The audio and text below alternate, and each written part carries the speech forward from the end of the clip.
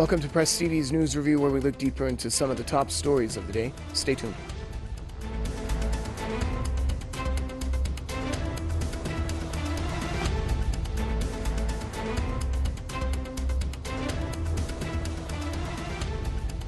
On this news review, 4 U.S. senators have sent a letter to President Donald Trump to express growing concerns on Capitol Hill that his administration might stumble into an armed confrontation with Iran. According to American news publication Foreign Policy, the senators described the Trump administration's Iran strategy as increasingly inconsistent and counterproductive. They noted that the White House is inflating threats from Iran and bending intelligence to justify dangerous and predetermined policies. Similar warnings have previously been delivered by some other U.S. Democratic lawmakers. Tensions have been running high between Tehran and Washington since the U.S. withdrew from the 2015 Iran nuclear deal last year. The tensions have been ratcheted up recently, with the U.S. deploying an aircraft carrier group and B-52 bombers to the Persian Gulf over alleged threats from Iran.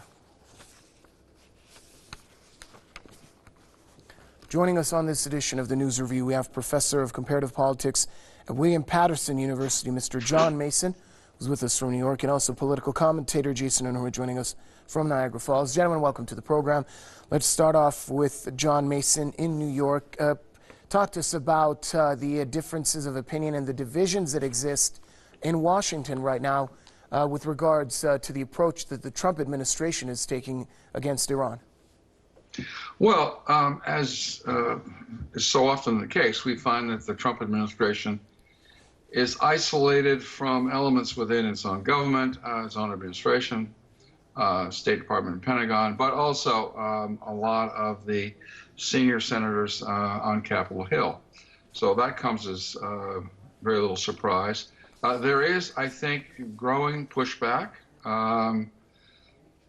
Very strong statements yesterday that were broadcast all over the internet by, for instance, Senator Bernie Sanders. But we're also seeing elements of the traditional American foreign policy establishment, whether it's Foreign Affairs magazine or Foreign Policy, pushing back against what they see as a kind of reckless policy gamble that's largely being pushed by John Bolton. So it'll be interesting to see how this plays out. The Trump administration, of course, is known for its defiance of congressional oversight or congressional opinion. But I think in this case, it may be that John Bolton, who's more or less had the foreign policy decision-making, in his own hands for over a year, may have pushed too far ahead and created a problem with his main audience, which is, of course, President Trump. He overpromised in Venezuela last month. There was an attempted coup led by Guaido that fizzled. The president was embarrassed by that. And it may be that Bolton has overreached in terms of the way he's orchestrating a series of provocations designed to get Iran to make some kind of military response that would serve as a fig leaf for a broader American military intervention.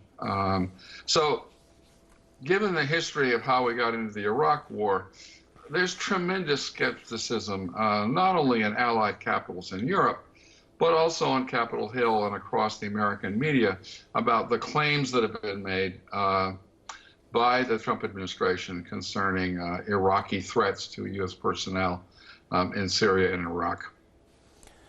Jason Unruhe, in Niagara Falls, John Mason believes that the likes of John Bolton may have pushed too far.